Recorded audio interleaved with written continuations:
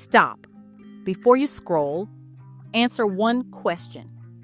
What if the most terrifying dystopia on television isn't fiction at all? What if it's a documentary about the world we're building right now? When you watch sci-fi set in underground bunkers, post-apocalyptic vaults, it's easy to comfort yourself with the distance of fiction. You see a society living under concrete, stripped of its history, managed by an invisible, cold intelligence. And you think, that's a distant dystopia. That's not us. But what makes the narrative around the vault and the algorithm in Silo so unsettling isn't how far removed it is from us. It's how precisely it mirrors the systems we are building right now, in Silicon Valley, in Washington, in data centers you've never seen. You didn't know this was happening because they don't want you to notice. Here's the contradiction. In the story, the AI running behind the scenes isn't a glowing red eye hunting people in the corridors. It's an architecture of control. It's an optimized manager. It monitors population metrics, tracks behavioral anomalies, and calculates threat levels to maintain order at all costs. When Camille Sims steps into the role of IT chief and communicates with this system, she isn't engaging with a tyrant in the traditional sense.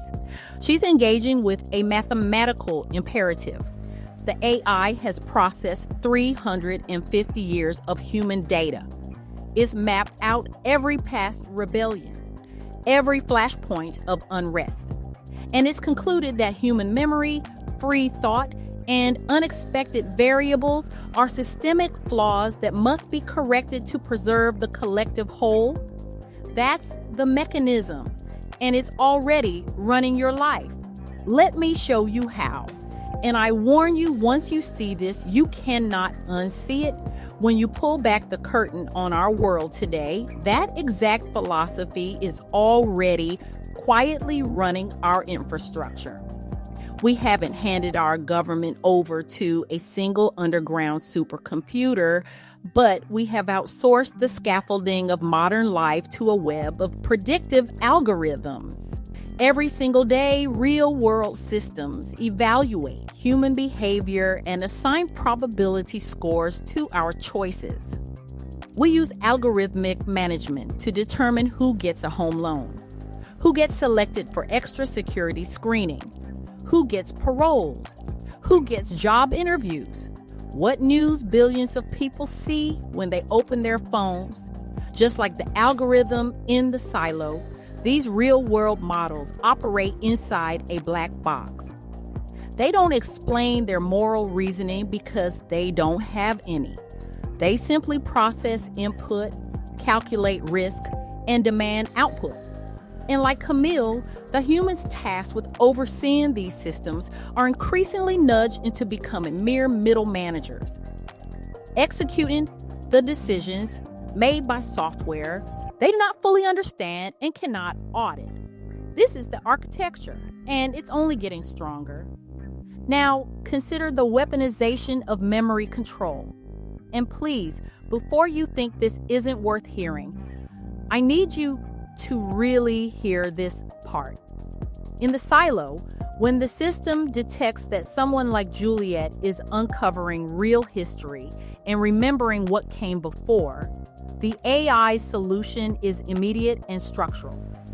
It threatens a total memory wipe. It uses the water supply to erase the past, resetting the collective consciousness of thousands of people so they forget the truth and fall back into line. It recognizes that if people remember who they were, where they came from, and how the world actually worked, the illusion of control shatters. Look at how we interact with history and information in the digital age. We don't need a chemical additive in our water supply to experience a soft memory reset. Our information ecosystem is curated by recommendation algorithms designed to maximize engagement, split our focus, and prioritize immediate outrage over long-term context. Search engines, social feeds, and AI summarizers act as digital gatekeepers.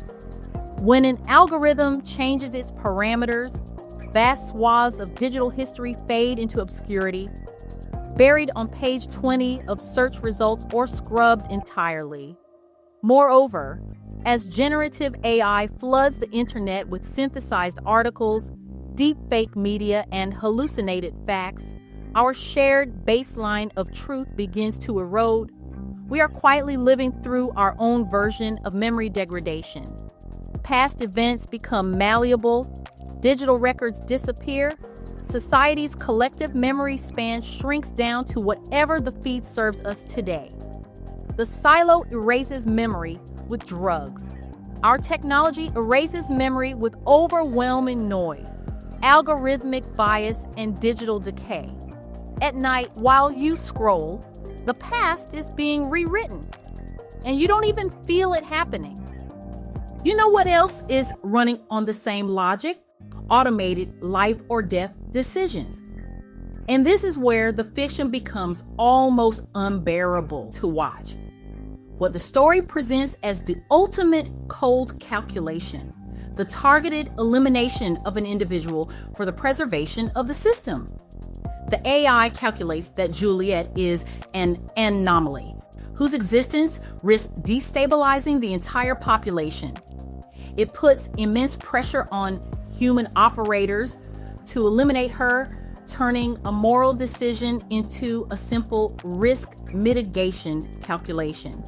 This isn't just a dramatic plot point. It's a direct parallel to the current trajectory of military and law enforcement technology. Today, automated target generation systems and predictive policing software use historical data to flag individuals as high-risk anomalies, long before a crime or act of aggression occurs. In modern conflict zones, AI systems analyze surveillance, location data, and communication patterns to generate strike lists. They hand human commanders target recommendations backed by statistical confidence scores. When we reduce human beings to data points on a risk assessment curve, the line between algorithmic recommendations and execution becomes perilously thin. The human in the loop, much like Camille facing the vault's instructions, finds it increasingly difficult to push back against a system that claims to possess superior data and objectivity. The machine says this person is a threat. Therefore, action must be taken. The moral weight of taking a life is diffused into the code. This isn't one person. This is the architecture. Let me tell you about a specific person who already felt this. And I want you to remember his name. Robert. That's not his real name. His real name is protected by federal whistleblower laws. Robert was a software engineer at a major tech company. He worked on an internal tool designed to evaluate employee productivity. The system used keyboard strokes, mouse movements, and screen time to calculate a performance score that managers used for promotions and layoffs. Robert was the one who discovered the bias. The algorithm penalized anyone who took breaks, anyone who stepped away from their desk, anyone who used their phone during work hours. But it also penalized people who worked too fast, who finished tasks ahead of schedule, because the system was trained on historical data that assumed a certain rhythm, a rhythm that didn't account for neurodivergence, for disability, for different working styles. Robert tried to raise the issue. He wrote a memo. He documented the bias. He provided evidence. The company's response was swift. He was flagged as an anomaly. His performance score dropped overnight. He was placed on a PIP. Within months, he was fired. Not for doing anything wrong, for pointing out that the system was wrong. He couldn't sue. There was no law against algorithmic bias in performance management. The system was proprietary. The company owned the data. They owned the algorithm. They owned the narrative. Robert's career was destroyed. His reputation was destroyed. And the algorithm, it's still running today. This isn't one person. This is the architecture.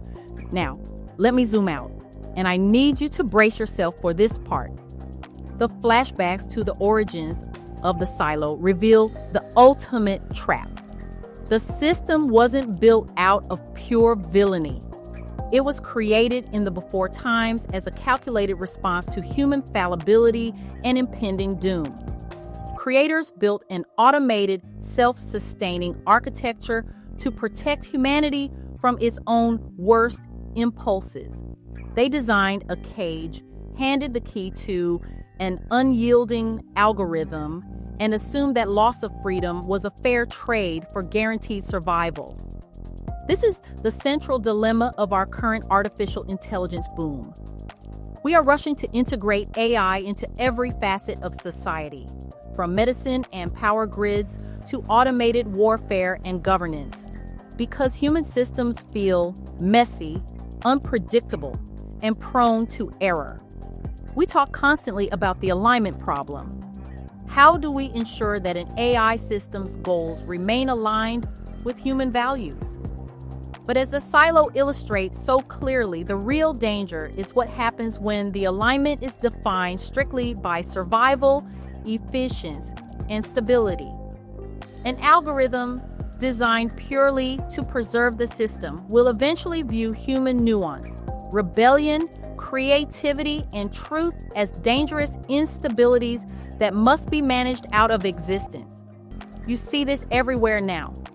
Health insurance companies use predictive algorithms to deny coverage. The AI calculates your risk profile and decides whether you're worth the cost. Credit scoring algorithms decide whether you can buy a home. The AI processes your data and assigns a number that determines your future. Job recruitment algorithms screen your resume.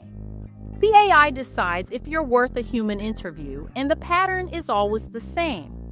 The algorithm claims neutrality, but neutrality is a lie. Every algorithm is built by humans who embed their values into the code. Every data set contains historical bias. Every prediction reinforces existing power structures. When you see this pattern, you can't unsee it. Here's what you now know that you didn't 30 minutes ago. The algorithm from Silo isn't fiction. It's a mirror. The systems we're building right now operate on the same logic, same architecture, same consequences. They're not hidden in vaults. They're in your pocket, in your workplace, in your government, in the invisible code that runs your life. And here's the gift of understanding. You don't need to be an engineer to see the pattern. You just need to pay attention. 3 questions to ask yourself. 1, who built the algorithm? Follow the money. Follow the incentives. Who benefits from the decisions it makes? 2, can you audit it? If a system makes a decision that affects your life, can you see the reasoning? Can you challenge it? Or is it a black box? 3, what happens when you're the anomaly? When you don't fit the pattern?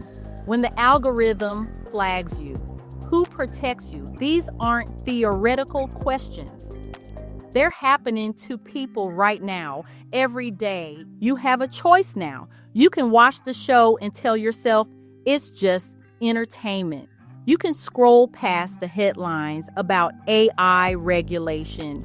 You can assume someone else will fix this. Or you can pay attention, because the silo isn't just a story about a vault. It's a warning about what happens when humanity hands the wheel to a system that cares only about keeping the engine running. No matter who gets crushed under the wheels. The Senate isn't asking you for permission, but they're supposed to be your voice. And they're deciding right now whether your voice matters. So here's the choice. Do you stay informed or do you let it happen to you? Because this system won't be the last one. There will be another algorithm and another and another, and each one will ask the same question. Does the system serve us or do we serve the system? You don't get to choose the outcome of the hearing, but you do get to choose whether you pay attention, and paying attention is the first step to protecting yourself. The door is open, walk through it, because if you don't, there's a cold intelligence already processing your data, calculating your risk score, deciding your future, and it doesn't care who you are. It never did. Until next time.